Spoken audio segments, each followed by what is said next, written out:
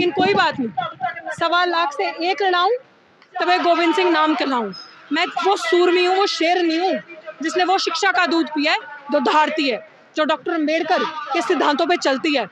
आम आदमी माथे पे पेशाब करना, ये तमाम जो घटना है, ये तो मुझे पता था पहले से सब होना है।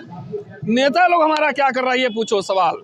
सरकार ने, इस मोदी सरकार ने, जो अपने आप को मोदी कहता है, बाबा साहब का फॉलोअर है। बाबा साहब का फॉलोअर क्या है? बाबा साहब के पैर की जूती की बराबर में नहीं है ये। अब आरएसएस में या बीजेपी में दलित लोग नहीं है ना? तो ये सवाल उनसे पूछिए कि आप वहाँ क्या कर रहे हैं। सबसे ज्यादा सांसद किसके पास है ना? दलित लोग। तो वहाँ जाके क्या कर रहे हैं उनसे पूछिए ना। पत्तल उठा रहे हैं कि दरी बिछा रहे हैं। कि जिसको न्याय चाहिए, जिसको इंसाफ चाहिए, 20% अदालतों से मिलेगा, 80% आपको जनता की अदालत से पीसफुल प्रोटेस्ट, जो कि केवल एक नहीं है डॉक्टर रितु, आप ही इसकी जो है विक्टिम नहीं है, या प्रोफेसर रतनलाल नहीं है। न जाने कितने लोग हैं, हम लोगों को पता भी नहीं लगती है। ये सारी चीजें लगातार चलती हैं साथियों।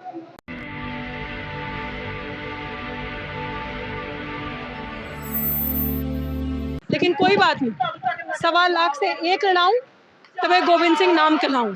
मैं वो सूरमी हूँ, वो शेर नहीं हूँ जिसने वो शिक्षा का दूध पिया है जो धारती है, जो डॉक्टर अम्बेडकर के सिद्धांतों पे चलती है, जिसने अपना सिर कभी नहीं झुकाया, ना मैं अपना सिर झुकाऊंगी।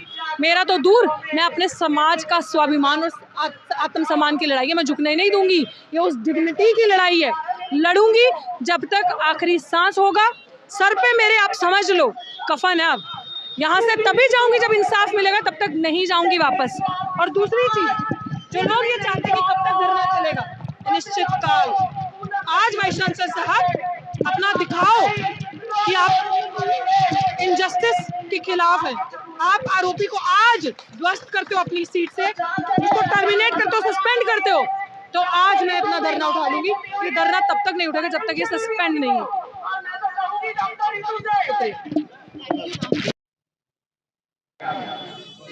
किसने दिया था वो? कौन थे उसे देने वाले? मैं समझता हूं इस सब चीज का हम अंदाजा लगा सकते हैं। कम से कम शुद्ध तो हो नहीं सकते उस जमाने में भाई। जिनकी परछाई तक से लोग घबराते थे तो वो तो थे नहीं। कौन थे? वही हिंदू धर्म के ठेकेदार, वही मनुवादी मानसिकता के ठेकेदार, वही ब्राह्मणवादी मानसिकता के ठेकेदार, समर समाज के लोग होंगे जिन्होंने वो सब कुछ किया। ये बात बताने का मकसद सिर्फ इतना है, अगर इनके सिद्धांतों के विपरीत, यानी मनुवादी व्यवस्था के विपरीत अगर कोई भी काम करेगा, इनका अपना ही क्यों न हो, उससे ये खत्म करेंगे। यही इनके जीवन का लक्ष्य है और उद्देश्य है।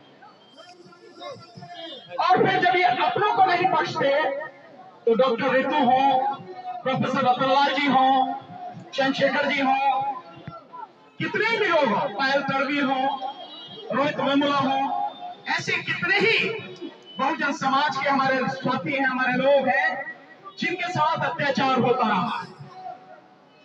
इसकी कोई अगर आप गिनती करना चाहें तो गिनती नहीं है। आज दिल्ली हाई कोर्ट में, देश की भिन्न भिन्न हाई कोर्टों में, देश की सुप्रीम कोर्ट में, कैट में आप जाके देखिए, जो अधिकतर मुकदमे सर्विस मैटर्स के चल रहे हैं वो इसी बहुजन समाज के लोगों के चल रहे हैं, जिनको बेवजह हटाया जाता है, जिनके खिलाफ कुछ नहीं होते हुए भी अत्याचार किया जाता। ये लगातार। और मैं इसके लिए आपको एक अपना उदाहरण बताता हूं। अपने पिताजी का मैंने पहले भी बताया, पर फिर भी आपको बताता हूं कि अत्याचार किस हद तक होता है। मेरे पिताजी यहां दिल्ली में 1985 में सेशन जज बने डायरेक्ट। 1991 में 91 में यहां दिल्ली में जितने भी सेशन जजेस थे, सबसे सीनियर मेरे पिताजी थे। 1991 में उनको दिल्ली हाई कोर्ट का जज बना देना चाहिए था, लेकिन नहीं बनाया। और जब इस विषय में बात आगे बढ़ी तो मेरे पिताजी को 1993 में बेवजह कंपल्सरी रिटायर कर दिया। हमने मुकदमा लड़ा। आप जानते हैं मुकदमे की क्या हालत हुई? 7 साल मुकदमा चला, 7 साल। 36 जज बदले, 28 बेंच बदली और मुकदमा चला 7 साल। 1 महीने तक लगातार बहस चली दिल्ली हाई कोर्ट में, और बहस होने के बाद में जजमेंट रिजर्व कर लिया गया। और 3 साल बाद जब मेरे पिताजी की उम्र हो गई रिटायर की 60 साल की, 3 साल बाद रिटायर होने के बाद उम्र के बाद जजमेंट डिलीवर किया गया। जजमेंट 200 पेज का जजमेंट, उसमें कहा गया कि एक इंसान का जीवन, उसका कैरियर पूरा बर्बाद कर दिया गया बिना किसी कारण के हाई कोर्ट में। लेकिन उस जजमेंट का फायदा क्या? भाई पूरा जीवन आपने जो पूरी मतलब एक सेशन जज के रूप में सर्विस करते, समाज के लोगों के लिए काम करते, वो सब कुछ खत्म कर दिया। और अगर 91 में पापा हाई कोर्ट के जज एलिवेटेड हो गए होते तो सुप्रीम कोर्ट के जज बनते। आप समझिए समाज का कितना बड़ा नुकसान उन लोगों ने कर दिया सिर्फ इसी तरह से। तो केवल एक नहीं है डॉक्टर रितु, आप ही इसकी जो है विक्टिम नहीं है, या प्रोफेसर रतनलाल नहीं है, न जाने कितने लोग हैं, हम लोगों को पता भी नहीं लगती है। ये सारी चीजें लगातार चलती हैं साथियों। और कौन इसके लिए जिम्मेदार कौन है?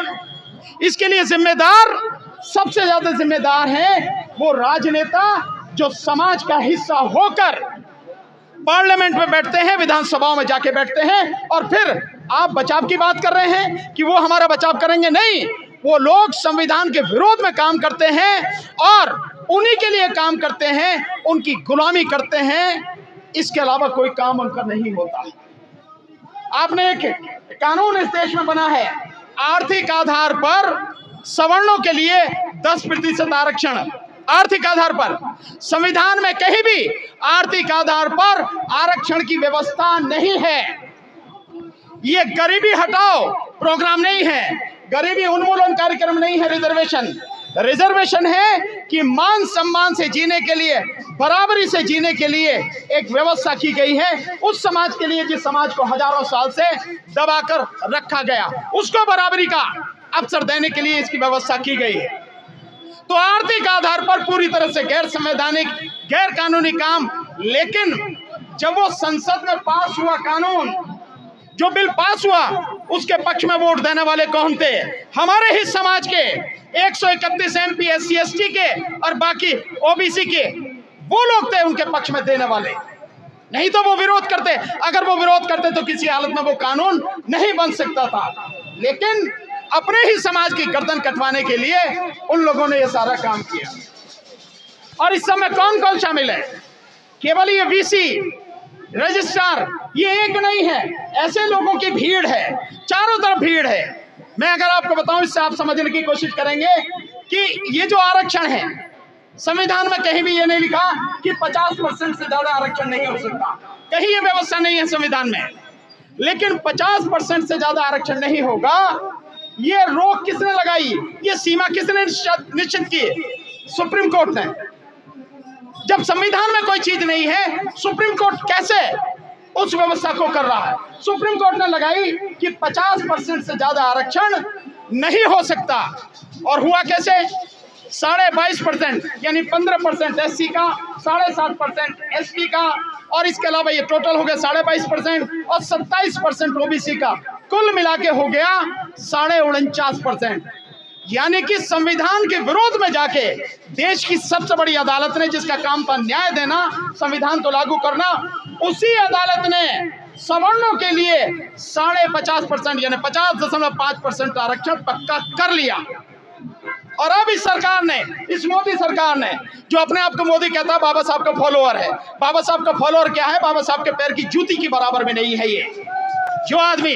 और इसने, ये जो सरकारें आई, इसी सरकार ने 10% आर्थिक आधार पर आरक्षण पक्का कर दिया। किसके लिए? सवर्णों के लिए। सवर्णों में कौन है? आप जानते हैं कौन कौन सवर्णों में आते हैं? सीधे सीधे मैं कहता हूं, ब्राह्मण, बनिया और क्षत्रिय, ये लोग सवर्णों में आते हैं। इनके लिए 10% वो कर लिया। तो आरक्षण कितना हो गया टोटल? 50.5% वो और 10% ये, 60.5%। और यही कोर्ट है, जब भी लगातार OBC के लिए आरक्षण बढ़ाने की बात आई, उसकी जनसंख्या के अनुपात में आरक्षण बढ़ाने की बात आई, इसी सुप्रीम कोर्ट ने कहा कि 50% से ज्यादा आरक्षण नहीं हो सकता। लेकिन जब खुद सवर्णों को आरक्षण मिला तो सारी सीमाएं खत्म हो गई। और अब आपने देखा कि उसमें जो मुकदमा पड़ा हुआ था, सुप्रीम कोर्ट ने कह दिया नहीं, आरक्षण जो दिया गया आर्थिक आधार पर वो बिल्कुल ठीक है। तो आप समझ लीजिए कि देश की अदालतों में जब मनुवादी मानसिकता के लोग बैठे हुए हों, देश की सबसे बड़ी अदालत में, उसके नीचे हाई कोर्ट में, और फिर हर जगह उन्होंने अपना आदमी बिठा रखा है, तो आपको न्याय कहां से मिलेगा? कैसे आपके हक सुरक्षित रहेंगे? और नेता आपके पहले ही बिके हुए हैं, मुर्दे हैं वो, गुलाम है वो, जिस पार्टी के हैं उस पार्टी के बंधुआ मजदूर के अलावा दूसरा कोई काम नहीं है उनका। उन्हें सबक सिखाना जरूरी है। मैं प्रोफेसर रतनलाल जी की बात से बिल्कुल सहमत हूँ। हमारी लड़ाई चौतरफा है। एक वो लड़ाई है जो हमारे अपने नेता हैं, तथाकथित राजनेता हैं, उनको भी सबक सिखाना जरूरी है, और वो सबक हम सिखाएंगे निश्चित रूप से। और इसके अलावा साथियों, जो हमारी सबसे बड़ी जिम्मेदारी है, जो हमें सबसे बड़ा काम करना है, वो करना है समाज को जगाना है, समाज को इकट्ठा करना है। बदलाव अगर आएगा तो किसी ये जो टटपुंजे नेता हैं, ये जो गुलाम लोग हैं, इनकी वजह से बदलाव नहीं आएगा।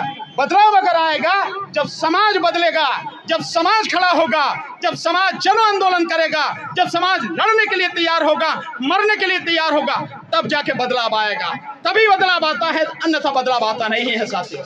हमें उस समाज को शिक्षित करना है, इसीलिए हम लगातार बोलते हैं। और धन्यवाद सोशल मीडिया के साथियों का, ये हमारी आवाज लगातार जनता तक पहुंचा रहे हैं। ये जो मुकदमा चल रहा है, आपके सामने बता दी सारी चीजें कि FIR प्रोफेसर रतनलाल के खिलाफ कुछ भी नहीं है, 6 महीने की सजा भी उसमें नहीं है, बावजूद उसके उनका प्रमोशन रोका जा रहा है कि तुम्हारे खिलाफ FIR है। और इसके खिलाफ 467, जिसमें अकेले सीधे कम से कम 10 साल की सजा है, और इसके अलावा 468, 471 और साथ में 120B और SC/SC एक्ट, सारा सब कुछ लगा हुआ है। इतने बड़े संगीन अपराध होते हुए भी वो सीट पर बैठी है। तो निश्चित रूप से बचा कौन रहा है? मोदी बचा रहा है। बचा कौन रहा है? अमित शाह बचा रहा है। बचा कौन रहा है? शिक्षा मंत्री बचा रहा है। ये तो टटपुंजी, इनकी क्या औकात है? ये VC क्या है? ये तो गुलाम है। इनको तो जहां ऊपर से संरक्षण मिल रहा है इसलिए अकड़ रहे हैं, अन्यथा इनकी कोई औकात नहीं है।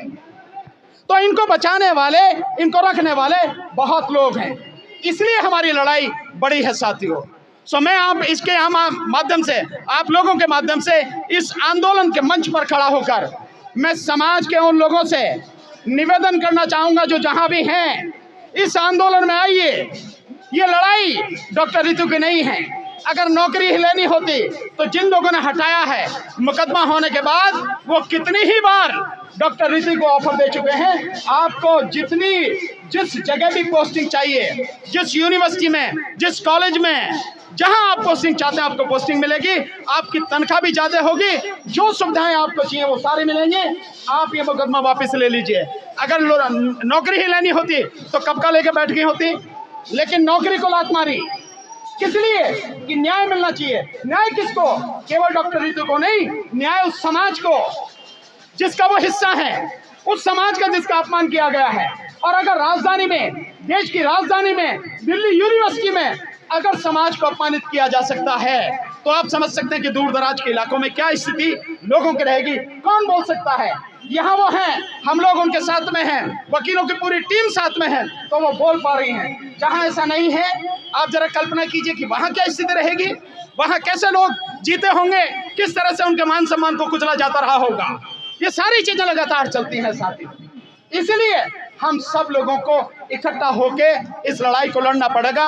तो जितने भी लोग जहां भी हैं, जहां तक मेरी आवाज पहुंच रही है, प्रोफेसर रतनलाल जी की आवाज पहुंच रही है, डॉक्टर रितु की आवाज पहुंच रही है, राजेंद्र गौतम जी की आवाज पहुंच रही है, DC कपिल साहब की आवाज पहुंच रही है, और जितने भी साथी यहाँ बोल कर गए हैं, जितने भी साथी यहाँ आंदोलन में हैं, जो अपने अपने माध्यम से समाज को जगाने की कोशिश कर रहे हैं, मेरा उन सब से निवेदन है, लोग आए, इस आंदोलन में आए।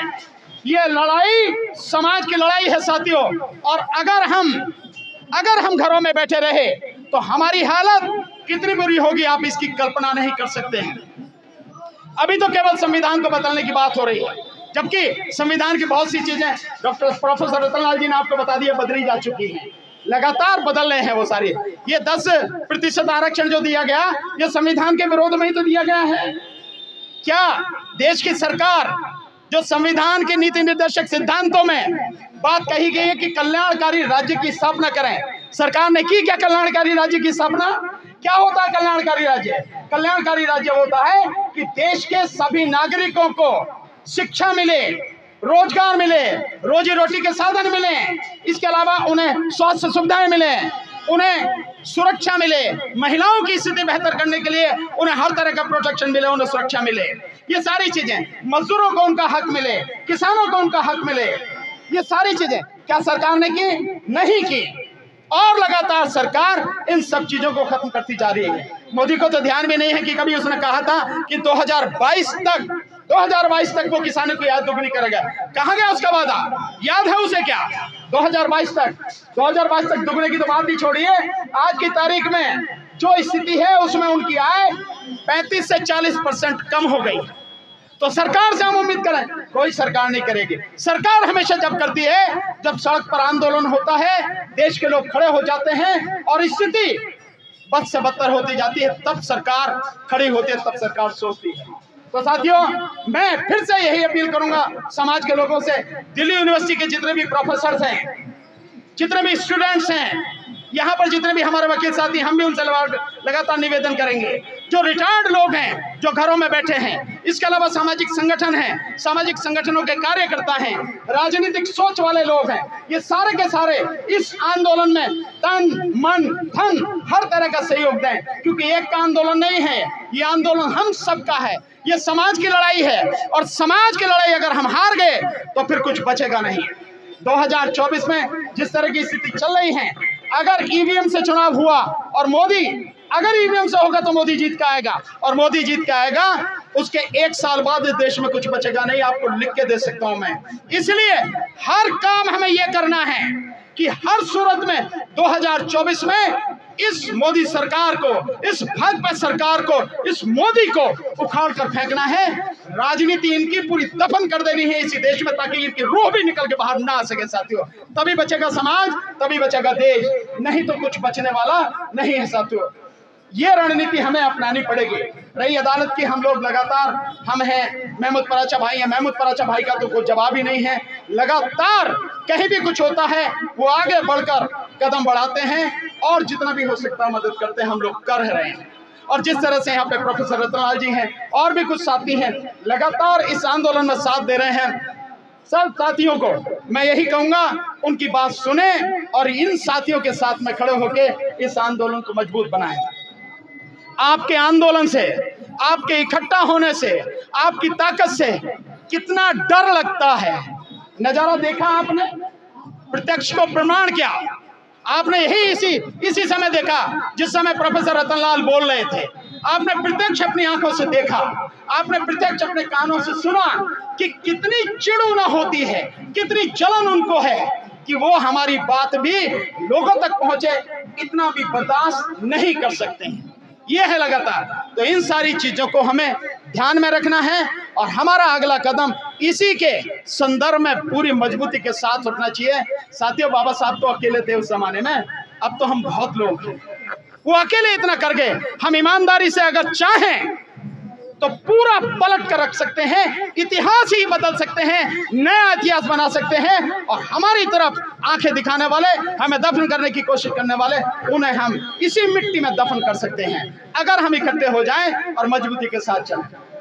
बहुत बहुत शुक्रिया साथियों, आप सभी को एक बार फिर से मेरा जय भीम, नमो बुद्धाय, आदाब, सत श्री अकाल, नमस्कार। बहुत ही क्रांतिकारी। जय भीम,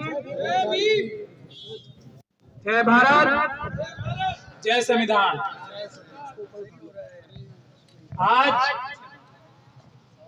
बहुत ही ऐतिहासिक और क्रांतिकारी दिन है।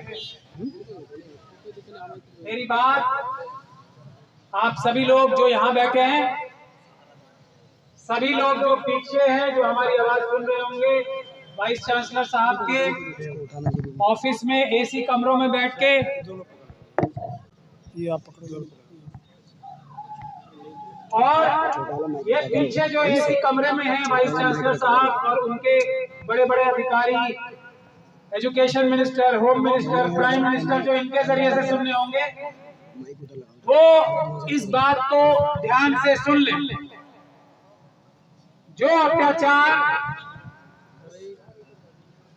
एकलव्य की शक्ल में जो बताई जाती है हमें बात, वो अत्याचार खत्म होने के रास्ते पे चलने वाला आज वो क्रांतिकारी दिन है, और जिसकी शुरुआत एक ऐसे शख्स ने की है जिसका नाम है डॉक्टर रितु सिंह।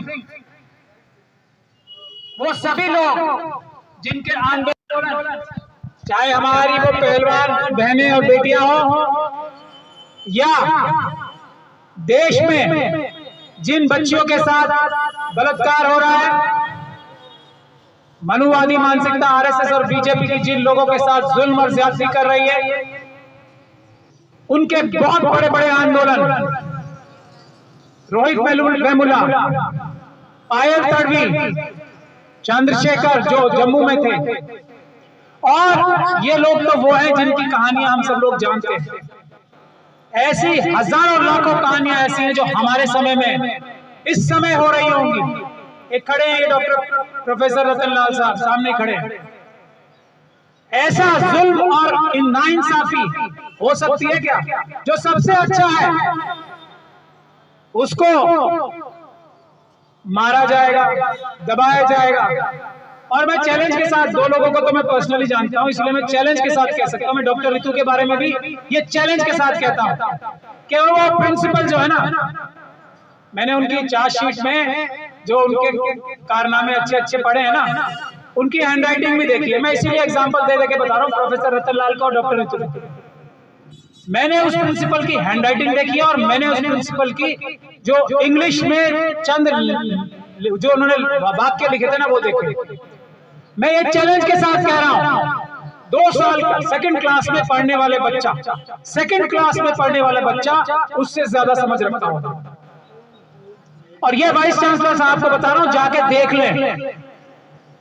रजिस्ट्रार साहब को बता रहा हूं, हालांकि वो तो रजिस्ट्रार साहब तो खुद ही मुलजिम है, वाइस चांसलर साहब को खास तौर पे बता रहा हूं, जो 2 साल से सेकंड क्लास में जो बच्चा होगा वो इनसे अच्छी बात लिख सकता होगा, अंग्रेजी में भी और हिंदी में भी, और हैंडराइटिंग भी सेकंड क्लास के बच्चे की इससे अच्छी होगी जिन्हें दौलत राम जैसे कॉलेज का प्रिंसिपल बना रखा है।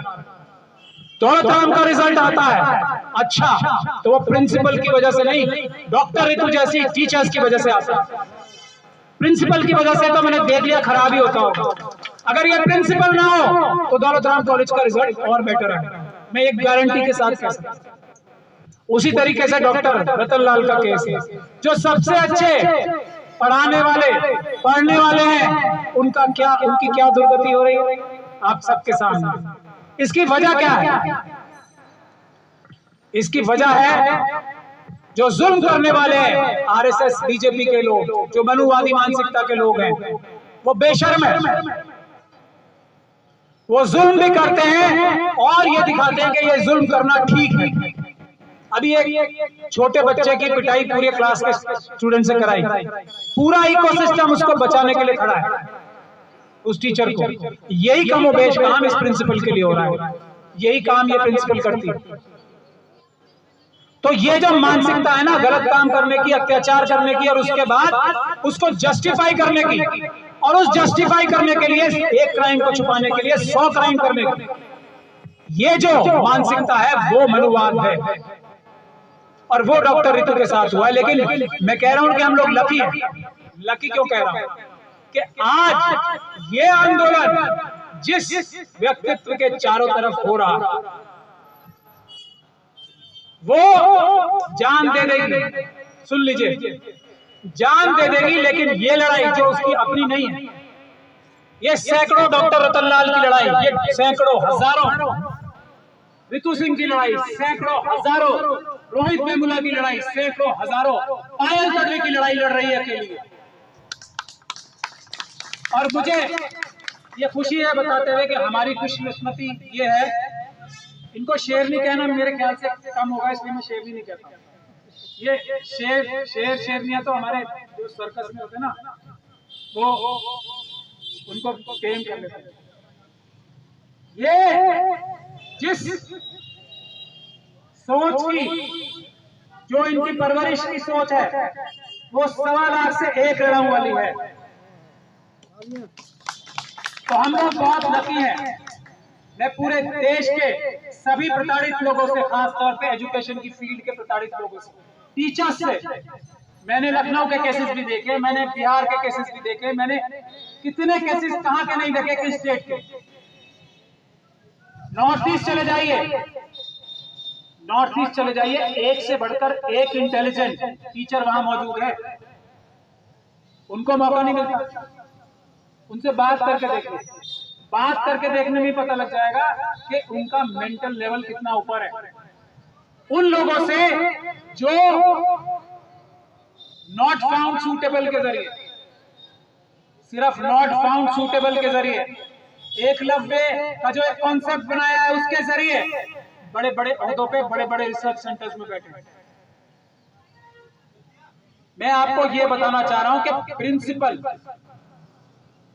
बावजूद इसके कि ऐसे लोग बैठे हैं, हमारे देश की प्रतिभा इतनी अच्छी है, खास तौर पे SC, ST, OBC और माइनॉरिटीज के लोगों की प्रतिभा इतनी अच्छी है कि इतना दबाना, इतने कुचलने के बावजूद भी अच्छी प्रतिभा की जोर पे भारत को तरक्की करा रहे हैं। तो वो सिर्फ और सिर्फ SC, ST, OBC और माइनॉरिटीज के लोग, बाकी सब इनकी मेहनत के नंबर ले रहे हैं, इनके कंधे पे चढ़कर अपना नाम कर रहे हैं। मुझे इस बात को कहने में कोई शर्म नहीं है और इस बारे में मैं कहीं भी डिबेट करने के लिए, कहीं भी बहस करने के लिए तैयार हूं। और ये बात हम साबित सिर्फ 5 से 10 मिनट में कर देंगे, जिसे बहस करनी आ जाए। अब कहने का मतलब ये है, अभी एक बहुत बड़ा आंदोलन चला था पहलवान बच्चियों का। मैं पूरी जिम्मेदारी के साथ बात ये कह रहा हूं। आज मैं बृजभूषण शरण सिंह साहब जो है ना, वो उनकी एक वीडियो देख रहा था। वो ये कह रहे हैं कि ये बच्चियां गलत थी और मैं सही था। इन बच्चियों की वजह से भारत का रजिस्ट्रेशन जो है, रेसलिंग फेडरेशन ऑफ इंडिया का रजिस्ट्रेशन कैंसिल हो गया।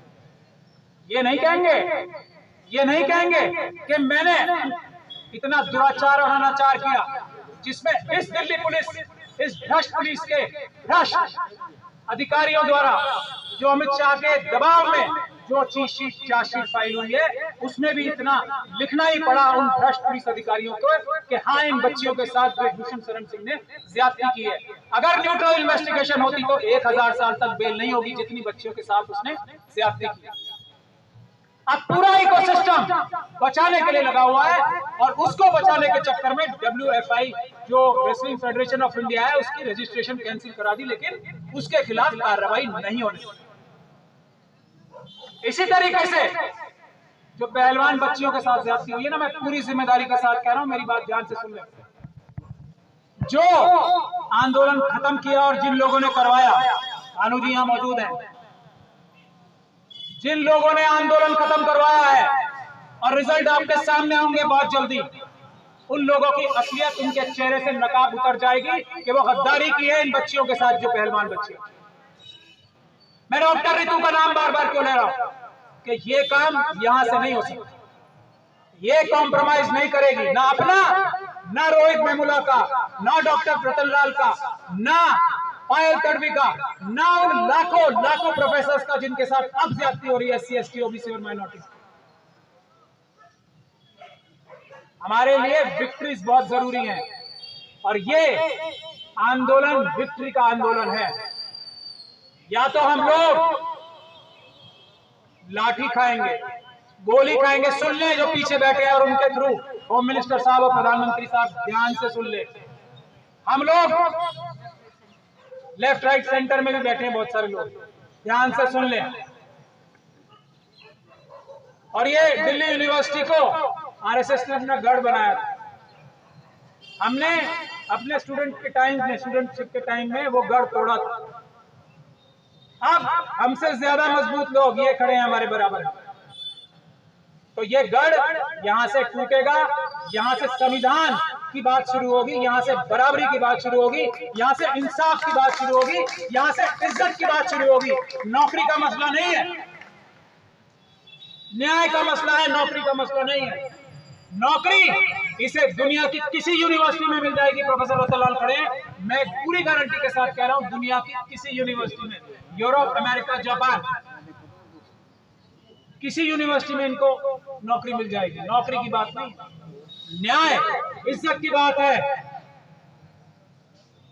न्याय और इज्जत की बात है। और वो इज्जत और न्याय अपने लिए नहीं, अपने जैसे सबके लिए, और उसकी शुरुआत होगी यहां से।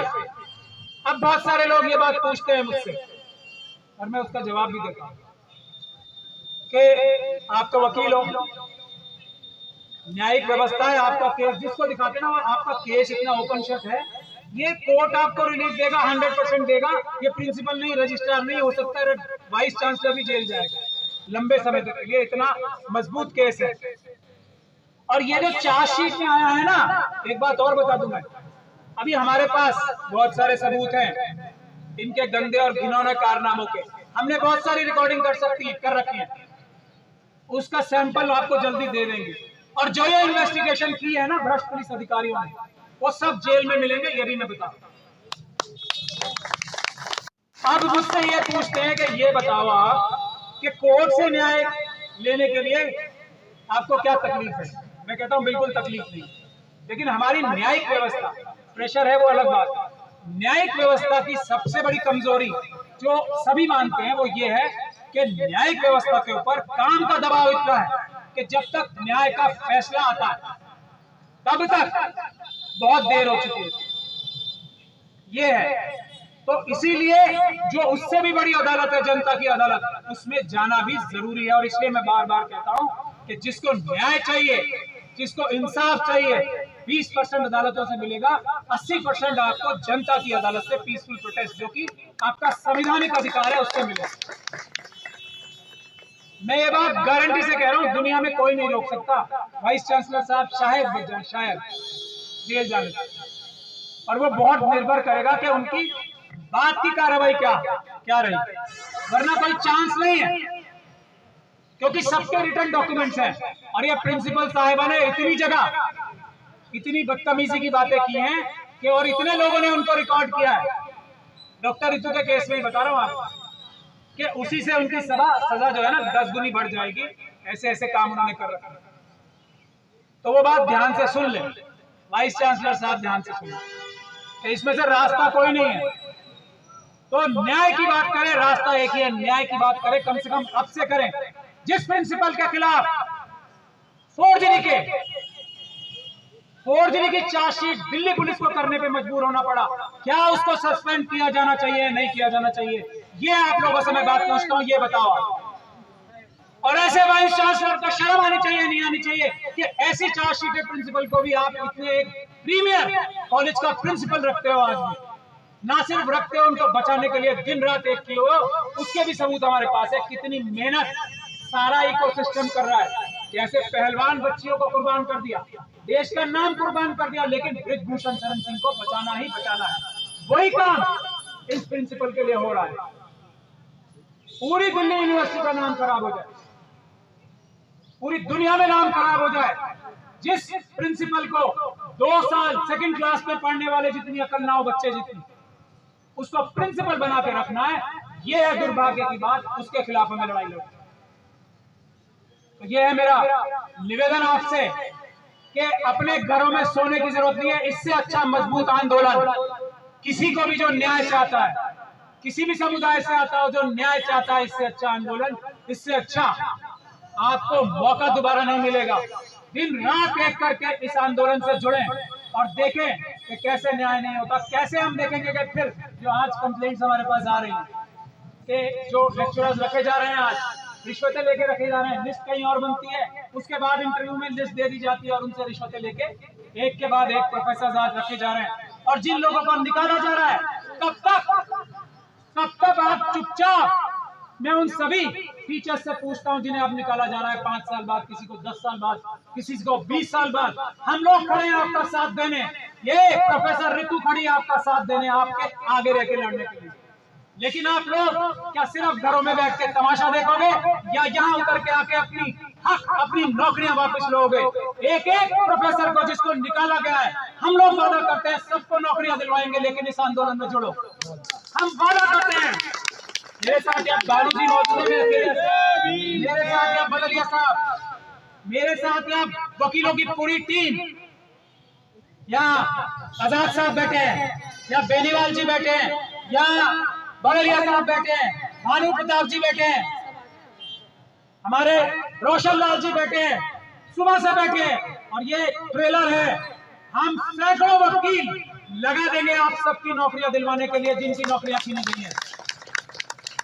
हम सैकड़ों वकीलों की टीम लगा देंगे, वो रिश्वतें जो दे के नौकरियां दी जा रही हैं आज, उसको एक्सपोज करने के लिए। लेकिन आप लोग आगे आके शिकायत तो करें, इस आंदोलन से तो जुड़े।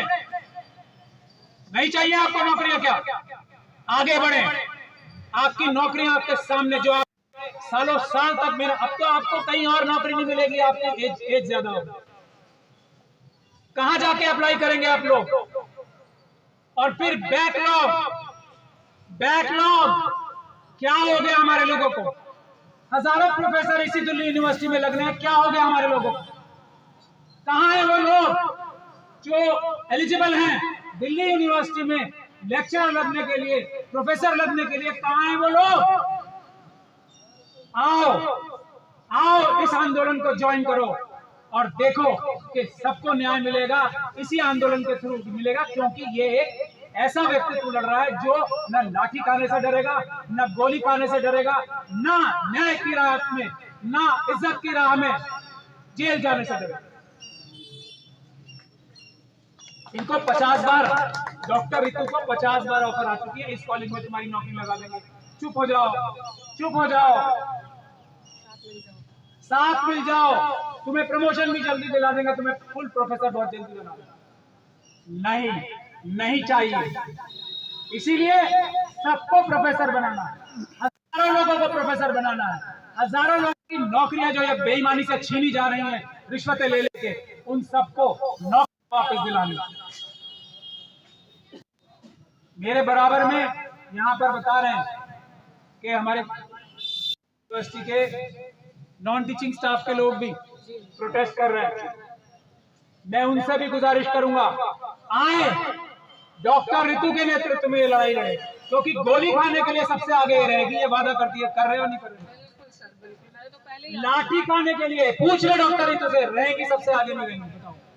आगे भी हूँ, पीछे भी हूँ, लेफ्ट राइट सेंटर, जहाँ बोलो वहाँ हूँ। बस लड़के घर से बाहर निकल के आपको आना है, मैं यही मिलूंगी। तो हम ये कह रहे हैं कि ये सबसे अच्छा मौका हमें मिल रहा है, और मैं पहलवान अपनी बहनों और बच्चियों से भी बात करूंगा। यहाँ आए वो, उनके न्याय का रास्ता भी इसी आंदोलन से मिलेगा उन्हें, अच्छे न्याय का, अनअडल्ट्रेटेड, वो न्याय नहीं जो इम्प्योर उनको अब मिल रहा है।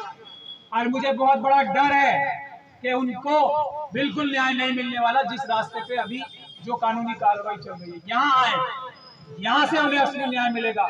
और अपने लोगों से ये कह रहा हूँ, जो SC, ST, OBC और माइनॉरिटीज के लोग हैं, जो हर आंदोलन को सफल बनाते हैं, इस आंदोलन में आए, क्योंकि इस आंदोलन से सबको न्याय मिलेगा, सबको बराबरी मिलेगी, सबको इज्जत मिलेगी।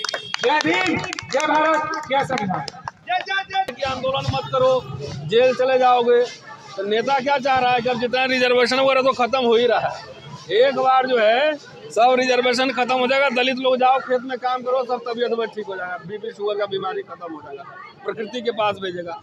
और बगैर आंदोलन के कोई लीडर देखे हैं दलित को इधर आंदोलन करते हुए? चलो संसद चलो, पहले कांशीराम जी करते थे कि नहीं करते आंदोलन?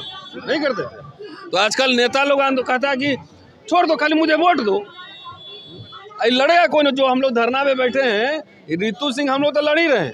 लेकिन जब सोचिए, यही समझाने की कोशिश है कि हमारे जैसे लोग जो कि दिल्ली के सेंटर में बैठे हुए हैं, 26 साल पढ़ा चुका हूं मैं, जब इस तरह से जब ये कर सकता है, तो आम आदमी माथे पे पेशाब करना, ये तमाम जो घटना है, ये तो मुझे पता था पहले से सब होना है।